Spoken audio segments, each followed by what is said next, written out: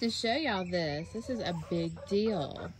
These are our 4 baby hens, which aren't really babies anymore, but this is the first time I've seen them off that roosting bar being able to interact with the other chickens and not be pecked on and told to get away from the food and water. So that is very encouraging to know that you all are getting along. Also, the rain is coming again for the foreseeable future, but I need to get in here and harvest some lettuce, as you can see. Clean up our tomato plants, which are looking gorgeous, but I do see some leaves down at the bottom of some of these plants that we probably need to get off. But y'all, look at our tomatoes. Look at my size. Beans. So awesome. They're starting to bloom a little bit. And the cucumbers, I thought the other day that I saw a cucumber. Let's see if we can find one. Yep, there's one right there. And which surprised me because we tried a different variety this year. These are like an English long cucumber. And I don't know that I've ever grown these before, so they look rather different than what I'm used to. Hey, all right, well, let's get it all cleaned up in here. These weeds up. Our tomato plants look so much better. I cleaned up the bottom to give them room to breathe, get all of the diseased looking leaves off the plants.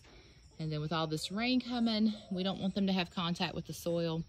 So that really needed to be done. And I just wanted to show you, brought out a bowl of chilled water. That's why I've got the ice packs in there. Then we've got a bucket of water here. And what we're gonna do, I didn't bring my tripod out so I could show you, but I'm going to cut the lettuce. I'm not gonna cut the whole plant up. We do a cut and come again method where we just trim the tops, and then that allows for more growth so that the lettuce can continue to produce. So I'm gonna cut the lettuce, then I'm gonna dunk it into the cold water to try to remove any of that debris or bugs, dirt, all the stuff. And then it goes into our chilled bowl here so that it can soak. That gets all the bitterness out of the greens and gets them even cleaner. And then we've got this soaking here. So good amount, like I said, enough for dinner. And that's gonna make a delicious salad. Guys, we beat the rain, but one more thing I wanted to show you was something that happened while we were on vacation. This tree right here by Chicoletta's grave fell, and thank you, Jesus. It took down some other branches, but it fell behind the building. So we had a very close call, but we are so, so thankful. So we had some kind of storm while we were gone, but we are very thankful. And our neighbor gets firewood.